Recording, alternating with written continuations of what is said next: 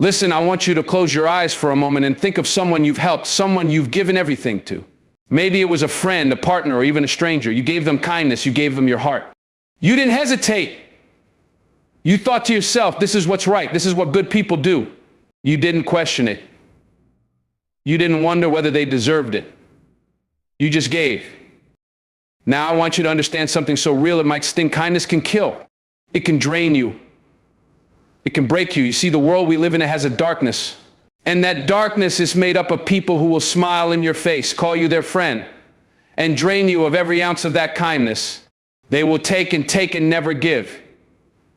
And they will leave you wondering why you're exhausted, why you feel empty.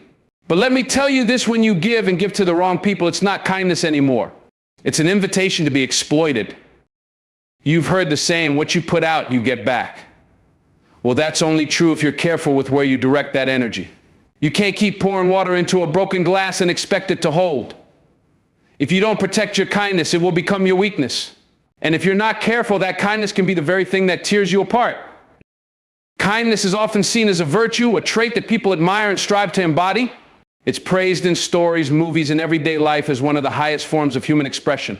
But too often in a world that can be harsh and demanding, kindness is misunderstood. It's seen as a weakness, something to be exploited rather than celebrated. The truth is not a weakness, is a strength, a powerful force that can change the world when used correctly. But just like any strength, it must be understood, respected, and protected. When we talk about kindness as a strength, we're not talking about the surface level, fleeting acts of being nice just to get by. We're talking about genuine, selfless acts that come from a place of love and compassion. Kindness in its truest form requires vulnerability. It requires the courage to open yourself up to others, to offer something without expecting anything in return. That takes a tremendous amount of emotional energy, mental resilience, and heart. It takes strength to be kind when the world around you might not always seem deserving of it. The misconception that kindness is a weakness often stems from the way people are treated when they show it. In many instances, the kind-hearted are taken for granted, walked over, or even abused. It's a sad reality that kindness can be used as a tool for manipulation by those who seek to take advantage of others. But let's be clear, just because someone uses your kindness against you doesn't mean that kindness itself is flawed. It means the people around you might be. It means the way you express your kindness may need to be adjusted. But it does not diminish the strength that kindness holds. It takes incredible strength to remain kind in the face of adversity. Think about the people in your life who have endured hardship, yet still managed to show kindness. They've been through pain, loss, disappointment, and betrayal, yet they don't close their hearts. They don't turn cold. Instead, they continue to extend their hand to help others, offer a listening ear, or lend a shoulder to cry on. That's not weakness, that's strength. It's easy to be kind when everything is going well. But it takes true strength to be kind when the world around you is falling apart. It's easy to be kind when you're receiving kindness in return, but it's harder to keep being kind when it feels like you're being overlooked, underappreciated, or even taken advantage of. Yet these are the moments that test the true strength of your kindness. True kindness doesn't come from a place of insecurity or a need for approval. It comes from a place of inner strength, self-confidence, and self-worth. You don't give kindness because you want something in return. You give it because you understand its power to heal, to uplift, and to connect people on a deeper level. You give it because it's a reflection of who you are, not because you're looking for validation or recognition. That's the strength of kindness. It doesn't depend on external circumstances. It's unwavering, unshaken, and rooted in your inner values. When kindness is seen as a weakness, people start to protect themselves by building walls, shutting down their emotions, and becoming guarded. They think that if they stop being kind, they won't get hurt anymore. But in doing so, they cut themselves off from the very thing that could bring them healing and connection. They deprive themselves of the strength that kindness provides. The truth is, kindness is not something that leaves you vulnerable to others. It's something that strengthens you. It's a shield, a guard, a protection against the darkness that tries to break you. Kindness doesn't make you weak. It makes you powerful enough to rise above the negativity and toxicity around you. Think about the people you admire most. Often they are the ones who embody kindness in the most authentic way. They are the ones who have made a positive impact in their communities, in their families, and in the lives of others because they chose to show up with love, respect, and care. They didn't let the fear of being hurt or exploited stop them from being who they are. They didn't let the world's coldness freeze their hearts. Instead, they chose to use their kindness as a tool for good. And in doing so, they became stronger, not weaker. They became the kind of people others turned to for support, guidance, and inspiration. They became leaders in their own right, not because they forced their way to the top, but because they led with integrity, humility, and kindness. Kindness is a strength because it's not easy to practice. It takes resilience to continue being kind, especially when you've been hurt before. It takes courage to put yourself out there, to trust that your kindness will make a difference. Even when you've been let down in the past, it takes emotional intelligence to understand when kindness is needed and when it's being taken advantage of. It's easy to give up on kindness after experiencing pain, but true strength lies in your ability to keep showing up, to keep believing in the power of love and compassion, even when others may not see it or appreciate it. Being kind is not about being passive or allowing people to walk all over you. It's not about being a doormat or a people pleaser. Being kind means having the strength to set boundaries, to know when to say no, and to recognize when someone is taking more than they should. It means being strong enough to walk away from situations or relationships that are not serving you, even if it hurts. True kindness is not about sacrificing yourself for the sake of others. It's about finding the balance between caring for others and caring for yourself. It's about understanding that your kindness is a gift and it should be shared with those who appreciate it, not exploited by those who take it for granted. In the end, kindness is one of the most powerful strengths you can possess. It's a strength that doesn't need to be loud or boastful. It doesn't need to demand attention or praise. It simply needs to be real. When you embrace kindness as a strength, you become unstoppable. You become someone who can face any challenge, weather any storm, and still remain open-hearted. You become someone who radiates warmth, who makes the world a better place just by being in it. And when you give your kindness from a place of strength, not weakness, it becomes a force that has the power to transform not just your life, but the lives of everyone you touch. Kindness is not something to be underestimated. It is a strength that, when used with wisdom and integrity, can change the course of your life and the lives of others.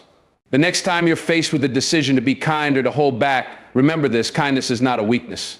It is the most powerful strength you have, and when you embrace it fully, the world will begin to change in ways you never imagined. Beware of the people who see your goodness as a weakness to exploit. These are the ones who will tell you what you want to hear, but they won't show up when you need them. These are the ones who will take your time, your love, your patience, and your heart. And when you're empty, they won't care. Why? Because to them, your kindness is just a tool, not a gift. They will use it to climb, to take what they need, and they'll leave you stranded at the bottom. Beware of people who take without giving.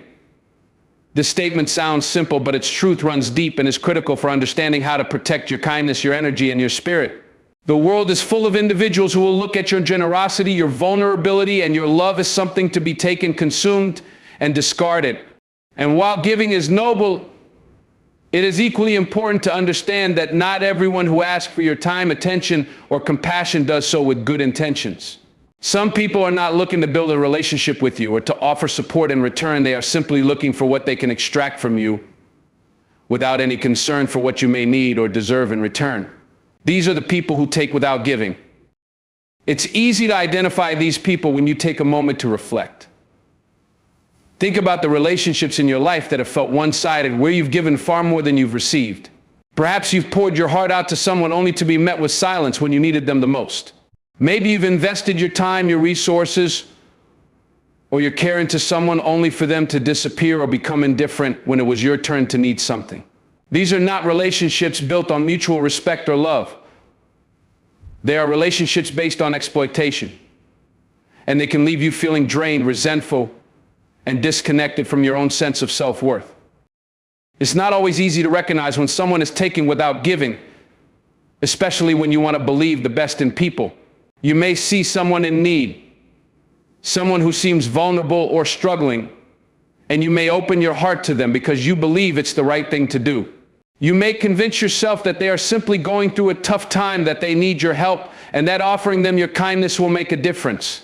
But what happens when that person takes and never offers anything in return? What happens when your care, your time, and your love are consumed without ever being replenished? What happens when you're left wondering if your kindness has made any impact at all, or if it was just a means to an end for the other person? The truth is that relationships built on one-sided giving are not healthy. They are not sustainable. They are not relationships at all, but rather they are transactions where one party is continuously being exploited while the other takes without offering anything in return. And the longer you stay in these types of relationships, the more you lose sight of your own worth. You begin to question your value, your ability to be loved, and your right to receive. You may even start to believe that this kind of imbalance is just part of life, that this is what you deserve, or that you should be grateful for the little crumbs that are thrown your way. But that's not true. No one deserves to be in a relationship where they are only a source of supply for someone else's needs, and the other person is not invested in reciprocating that care and respect. It is important to understand that true love, true friendship, and true partnership are based on balance. They require both individuals to give and take, to support and challenge one another, to be there in times of need and in times of joy. It's a constant flow of energy between both parties, where each person feels seen, heard, and valued. When one person is constantly giving and the other is only taking, the energy becomes depleted. It's like trying to fill a cup with water that has a hole in the bottom. No matter how much you pour in, it will never be enough. There are people who are experts at taking. They know how to manipulate situations to make you feel like you're the one in the wrong when you set a boundary. They will make you feel guilty for not giving more, for not being there for them, for not sacrificing your own needs to meet theirs.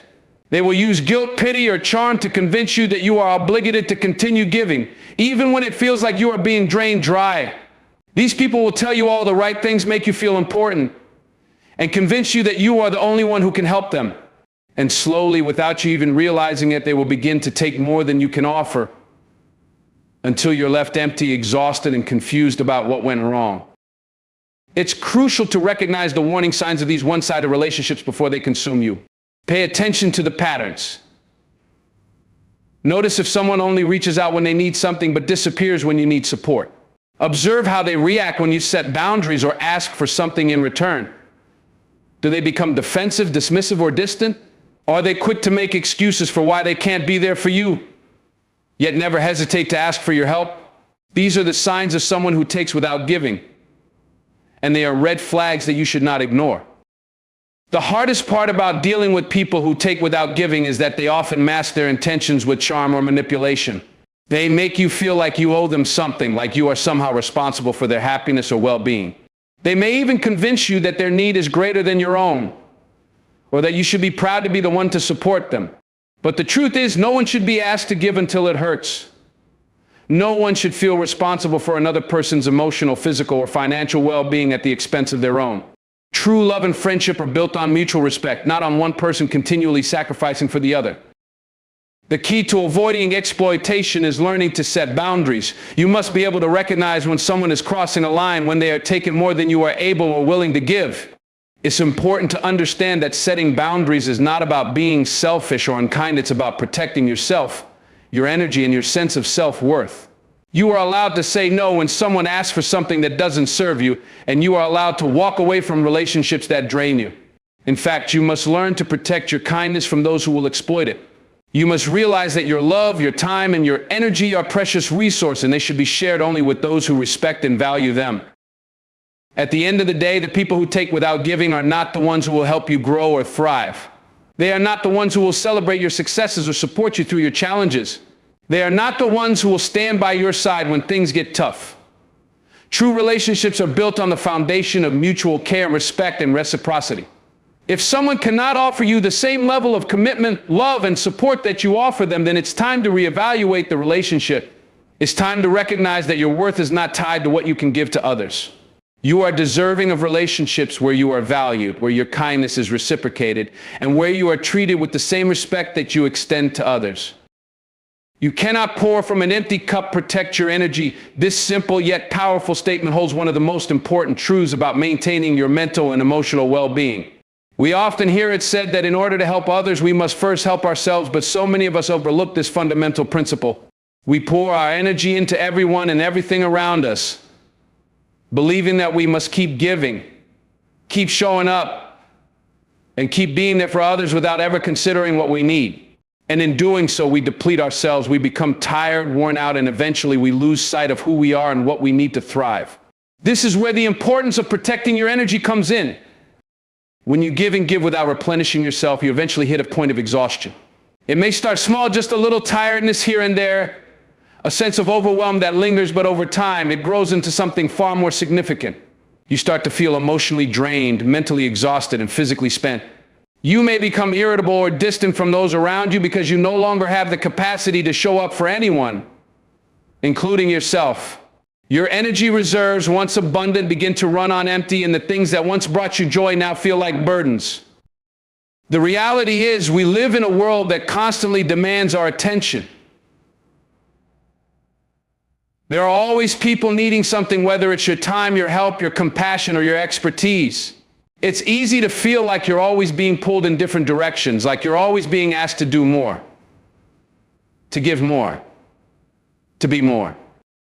And because we live in a culture that values productivity and self-sacrifice, it's easy to fall into the trap of believing that the more we give, the more valuable we are. But this mindset is a recipe for burnout. Imagine yourself as a well. If you're constantly drawing water from that well without replenishing it, the well eventually runs dry. And when that happens, there's nothing left to give. This is how we often treat our energy. We give and give to others, and we never take the time to refill our own cup. We pour out all of our love, all of our effort, and all of our resources without stopping to check if we have enough left for ourselves. We push through the exhaustion, ignoring the signs of burnout because we feel like we don't have a choice. We feel like we have to keep going, keep giving, keep serving, but this mindset only leads to exhaustion and a sense of disconnection from ourselves. To protect your energy, you have to learn to set boundaries. Boundaries are not selfish. They are a form of self-respect. They are the line that you draw in the sand to protect your well-being, your time, and your emotional health. Boundaries allow you to say no when you need to take a step back when you're feeling overwhelmed, and to put yourself first without feeling guilty. It's about recognizing that your energy is finite and that you cannot pour from an empty cup. You have to prioritize yourself if you want to be able to show up for others in a meaningful and sustainable way. Setting boundaries can be difficult, especially if you've been conditioned to always say yes, to always help, to always put others before yourself. But if you don't protect your energy, you'll end up being no good to anyone. You'll find yourself resentful, frustrated, and burned out with nothing left to give to those who matter most. The truth is, when you protect your energy, you become more effective in everything you do. You show up with more presence, more focus, and more love. You can give from a place of abundance rather than depletion. And that makes all the difference. There's also a deeper truth here. The more you protect your energy, the more you honor your own needs, the more you begin to understand the importance of self-care. Self-care isn't just about pampering yourself with a bubble bath or a massage. It's about taking the time to replenish yourself emotionally, mentally, and physically. It's about recognizing when you need rest, when you need to step away, and when you need to say no. Self-care is not a luxury, it's a necessity. You cannot be your best self if you're constantly running on empty. And you certainly cannot give your best to others if you don't first take care of your own well-being. Sometimes protecting your energy means making hard decisions. It means walking away from relationships or situations that drain you, even if it's difficult. It means saying goodbye to people or circumstances that are no longer serving your growth or well-being. It may mean letting go of commitments or obligations that are taking more from you than you can afford to give. It may require you to let go of guilt and the need to please others. The truth is, you are not obligated to pour from your cup just because someone asks you to.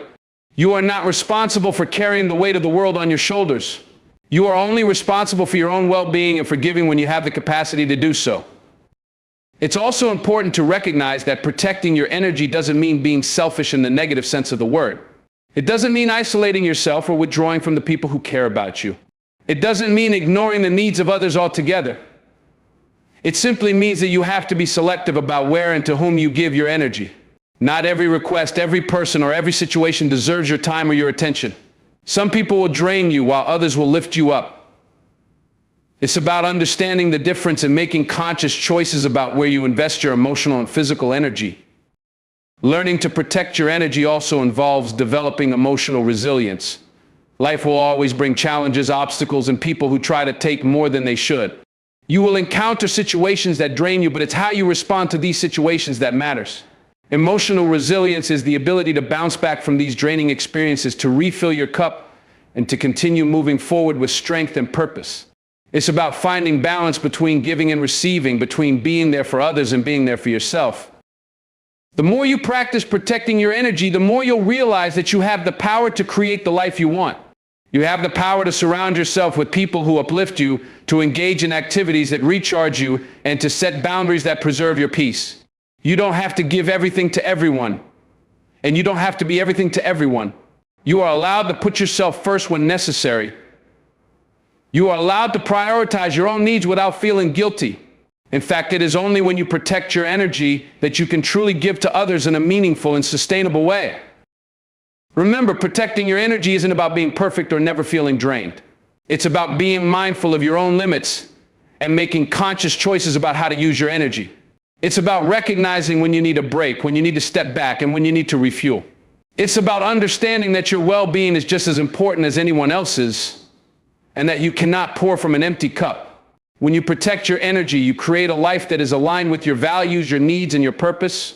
You create a life where you can show up fully, love deeply, and live authentically because you've taken the time to take care of yourself first. You will find that not everyone who comes into your life is meant to stay, and that's okay. This is one of the hardest lessons to learn, yet it is also one of the most crucial. We often hold on to people, relationships, or situations because we want to believe in their potential. We want to believe that the person we've invested so much time, energy, and love into will eventually become the person we hoped they would be. But not every connection is meant to last, and not every relationship is meant to grow. Sometimes the best thing you can do for yourself is to recognize when it's time to let go. The reality is, people change, circumstances change, and you change. As you grow and evolve, you will outgrow certain relationships. It's not about judgment or rejection. It's about recognizing that certain people or situations no longer align with the person you are becoming. And that's perfectly okay. We hold on to people because we fear the unknown.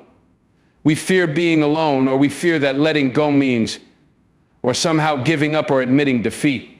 But the truth is, letting go is an act of strength, not weakness. It takes courage to release someone or something that no longer serves you, especially when you've invested so much into it. The fear of letting go often comes from a place of attachment. We become attached to people because they fill a void, offer comfort, or provide a sense of security. But attachment, while natural, can become unhealthy when it keeps us holding on to situations or people who no longer support our growth or happiness.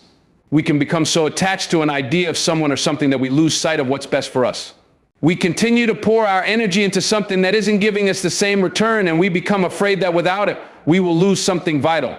But in reality, by holding on to what no longer serves us, we are preventing ourselves from making room for something better.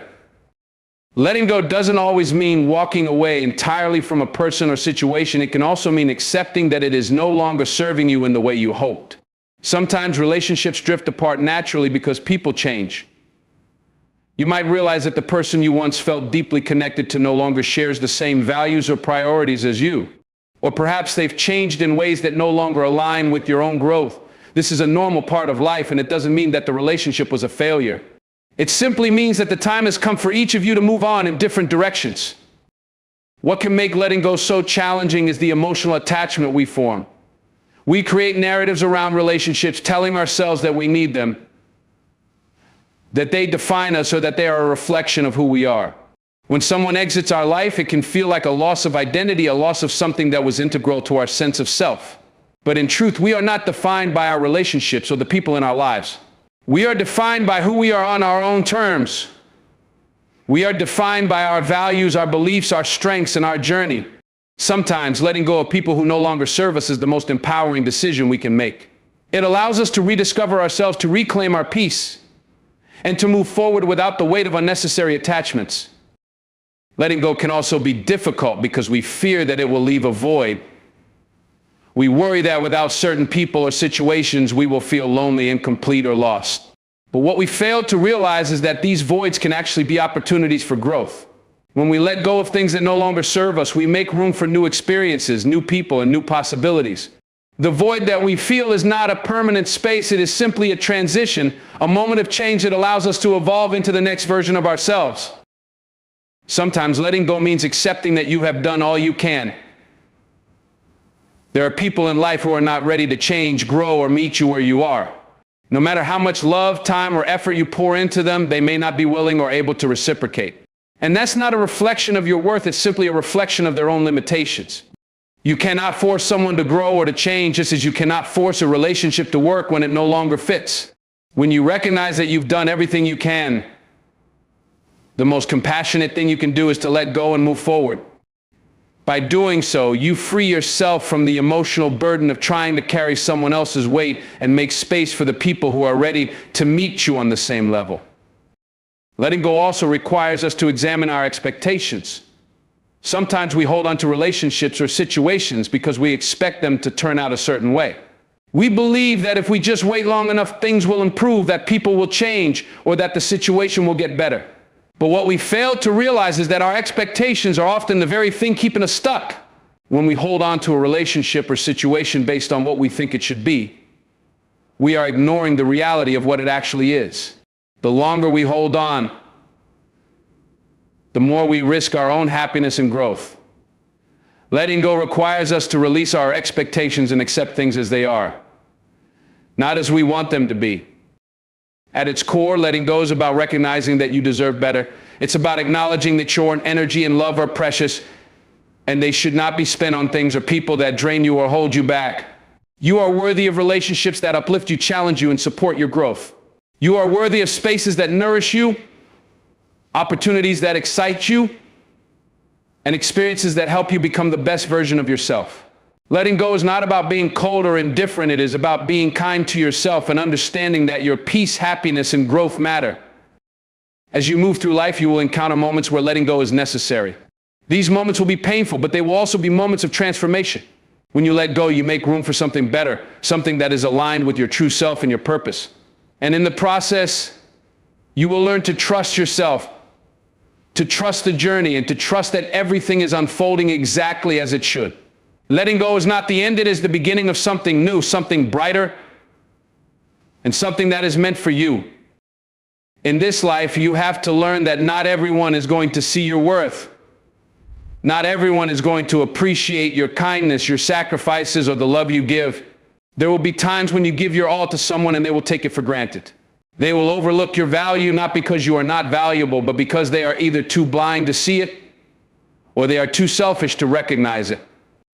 It's a painful truth to face, but one that can ultimately serve as a powerful lesson in self-respect and self-awareness. It's about understanding your worth, even when others fail to see it, and learning to walk away from situations that diminish your light. The truth is, some people will only see what they can take from you. They will only focus on what you can do for them, how you can benefit them, what they can gain from being around you. These individuals do not value you for who you are, but for what you can provide. And this is a dangerous thing to allow into your life. When you are in a relationship with someone who only sees your value through the lens of what they can extract from you, you are in a relationship that is fundamentally imbalanced. You are giving everything while receiving nothing in return, and that imbalance will inevitably drain you. One of the most important lessons you can learn is to stop investing in people who don't invest in you. Stop putting all your energy, your time, and your heart into people who don't acknowledge the effort you put forth. It's easy to get caught up in trying to please others, to always be there for them, to keep showing up for them, even when they don't reciprocate. You might convince yourself that if you just do enough, they'll eventually recognize your worth and appreciate you. But the reality is, if someone cannot see your worth now, they won't see it later. If someone does not value you for who you are, your presence in their life will never be a priority for them. They will never fully recognize what you bring to the table, and they will always take you for granted. This is not a reflection of your worth, but a reflection of theirs. People who fail to recognize the value in others often do so because they are either too wrapped up in their own needs and desires, or they lack the emotional maturity to understand what it means to value someone. They may not have the capacity to appreciate what you bring to the table because they are too busy taking advantage of what they can get. They may not understand that love is not a one-way street, and that a healthy relationship requires mutual respect, care, and effort from both sides. When you find yourself in a situation where your worth is not recognized, it's time to reevaluate whether that relationship is worth holding on to. It's important to understand that your value is not determined by how others perceive you or by what they take from you. Your worth is inherent and is not something that can be diminished by someone else's inability to recognize it. When others fail to see your worth, it says more about their limitations than it does about you. You are not obligated to prove your value to anyone. You are not obligated to convince people that you are worthy of love, respect, or kindness. If they cannot see that on their own, it is not your job to change their perspective. You are deserving of love, respect, and recognition simply because you exist. Your worth is not conditional on how others treat you, and it is not dependent on their ability to acknowledge it. When you realize that your worth does not depend on others' opinions, you begin to let go of the need for validation. You stop seeking approval from people who don't see your value, and you start to prioritize your own feelings, your own needs, and your own self-respect. This shift in mindset is crucial because it allows you to take control of your own sense of worth and not let others dictate it. You begin to trust in your own judgment and recognize that you do not need anyone else's permission to know your value. You begin to walk away from relationships and situations where your worth is not acknowledged because you realize that you deserve better. You deserve to be seen, to be valued, and to be respected for the person you are. It's important to know when to walk away. Sometimes the best thing you can do when someone does not see your worth is to simply walk away. Walking away does not mean giving up, it means protecting yourself. It means recognizing that you cannot force someone to see you as you see yourself. You cannot convince someone to value you if they are unwilling or unable to. And the longer you stay in a relationship or situation where your worth is not recognized, the more you allow yourself to be diminished. Walking away is an act of self-love, an acknowledgement that you are worth more than the way you are being treated. But walking away can be hard. It can be especially difficult when you've invested so much into the relationship. You may feel that leaving would be a failure or that you are abandoning something that once held great potential. But the truth is, staying in a relationship where your worth is not seen is a form of self-neglect. You are doing yourself a disservice by continuing to give to someone who is not giving back. You are worth more than that. You are worthy of being in relationships where you are appreciated, respected, and valued. If someone cannot offer you that, then it's time to move on. In addition, walking away is not about cutting people off out of bitterness or anger. It is about creating space for better things to come into your life. It is about making room for people who will value you, who will see your worth, and who will give back in ways that nourish and support you. It is about surrounding yourself with people who will uplift you and remind you of your greatness. When you let go of the people who fail to see your value, you open the door to new relationships that will recognize your worth and appreciate everything you bring. Ultimately, your worth is not defined by anyone else's ability to recognize it. Your worth is defined by the way you see yourself, by the way you carry yourself, and by the love and respect you give to yourself. It is about setting boundaries, knowing when to walk away, and refusing to stay in situations where you are undervalued. You are deserving of love, respect, and all the good things life has to offer. Never forget that your worth is not up for negotiation, and no one can take that from you unless you let them. There's a profound difference between being kind and being weak. Being kind does not mean that you allow others to take advantage of you, manipulate you, or exploit your good intentions. Kindness is not a sign of weakness, it's a reflection of your strength, your character, and your emotional maturity.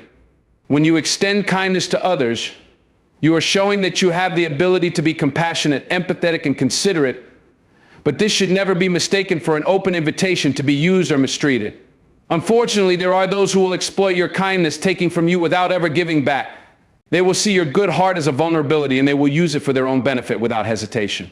The key here is to recognize this manipulation and to understand that your kindness is not something that should be abused or taken for granted. When you're kind, you open yourself up to others in ways that some people may not understand.